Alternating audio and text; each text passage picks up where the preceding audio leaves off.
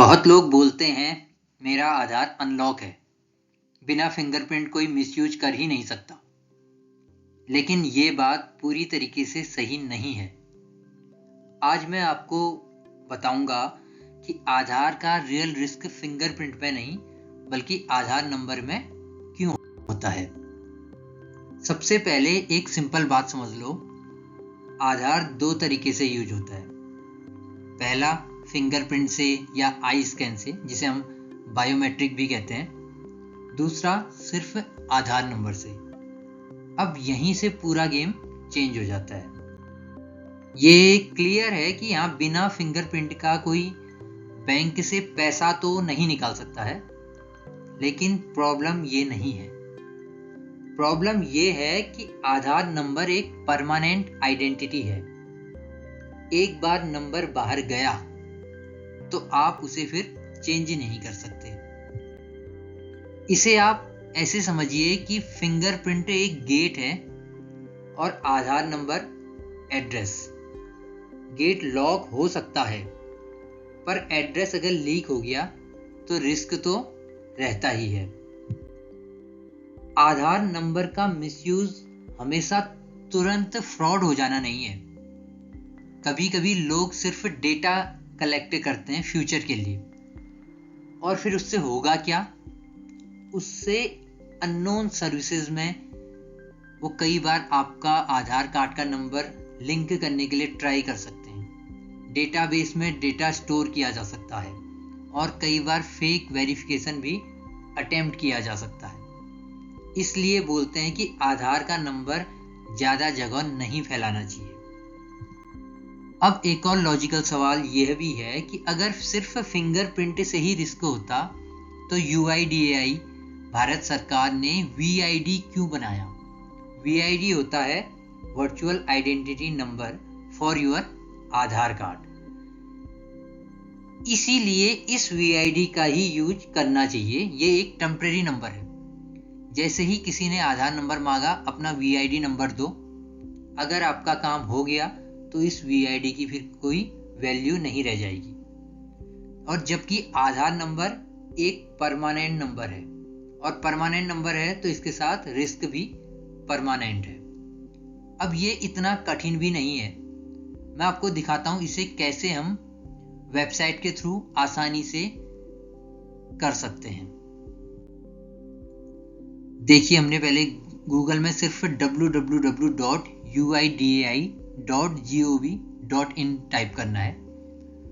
Language select करनी है। तो जैसे ही हमने लैंग्वेज सेलेक्ट करिए, ये आधार का पेज खुल के आ गया, वेबसाइट का पेज खुल के। इसमें सारी आधार की जितनी भी सर्विसेज हैं, यहाँ उसके थ्रू काम किया जा सकता है। अभी हमें लॉक अनलॉक और VID में काम करना है, तो हमने लॉक अनलॉक का बायोमेट्रिक में क्लिक किया। यहाँ पर ये आधार नंबर के लिए लॉगिन मांगेगा। जैसे हमने लॉगिन में क्लिक किया, अब हम यहाँ पर ये खुलते ही आधार नंबर डालेंगे, देन कैप्चा डालेंगे और लॉगिन OTP करते ही हम अपने आधार के अंदर चले पहुँच जाएंगे। ये मैंने पहले से खोल के रखा हुआ है। इसमें सारी ये आधार की सर्विसेज हैं, चाहे वो एड्रेस अपडेट करना हो, डाउनलोड आधार करना हो, PVC, लॉक अनलॉक, VID, सारा कुछ। तो अभी हम लॉक अनलॉक की बात कर रहे हैं, तो हम लॉक अनलॉक बायोमेट्रिक वाले सेक्शन को क्लिक करेंगे। जैसे ही इसे हमने क्लिक किया, ये यहाँ पर बता देगा कि लॉक करना है या अनलॉक करना है। जैसे ही लॉक किया, OTP आएगा, लॉक हो गया। काम होने के बाद वापस अनलॉक किया, और काम होने के बाद वापस लॉक किया तो ये वापस लॉक हो जाएगा। ऐसे ही अगर हमें VID जनरेट करना है तो वापस हम डैशबोर्ड में आएंगे, जनरेट वर्चुअल ID में क्लिक करेंगे। यहाँ पर जनरेट VID में सेलेक्टेड है, नेक्स्ट करेंगे, OTP आएगा, VID आपका जनरेट हो जाएगा। ऐसे ही पुराना कोई VID रिट्रीव करना है तो रिट्रीव का भी ऑप्शन है यहाँ पर। बस इतना छोटा सा काम है। वापस आया, लॉग आउट किया और हम अपनी वापस वेबसाइट में आ गए। इतने छोटे काम से ही हमारा काम हो जाना है। अब एक गोल्डन रूल समझ लो कि जहां पर भी हमने फिंगरप्रिंट की जरूरत होती है, केवल वहीं पर ही अपने आधार को टेम्परेरी अनलॉक करना है, काम करना है, देन वापस लॉक कर देना है। और जहाँ पर फिंगरप्रिंट की ज़रूरत ही नहीं है वहाँ पर सिर्फ VID नंबर देना है। और रेगुलर यूज में जब आधार का कोई यूज़ नहीं है तो हमने अपने आधार को लॉक रखना है। मैं दोबारा रिपीट कर रहा हूँ, जहाँ पर फिंगरप्रिंट की ज़रूरत है केवल वहीं पर टेम्परेरी रूप से अनलॉक करना है, काम होने के बाद वापस लॉक कर देना है। फिंगरप्रिंट की कोई ज़रूरत ही नहीं है, जस्ट आधार नंबर कोई मांग रहा है तो अपना वर्चुअल आइडेंटिटी नंबर दे दो, आपका काम भी हो जाएगा, कोई आगे को फ्रॉड होने के चांसेस भी खत्म हो जाएंगे। और अगर कोई यूज़ नहीं है आधार का तो जनरली उसे लॉक रखना है। और एग्जाम्पल के लिए मैं और बता दूं, अब VID नंबर कौन मांगता है, मतलब आधार नंबर कौन मांगता है आपसे? होटल में चेक इन करते हैं तो वहाँ आधार नंबर मांगते हैं, तो अपना VID नंबर दे दो। कोई कोरियर डिलीवरी वाला आधार नंबर मांगता है तो उसे VID नंबर दे दो।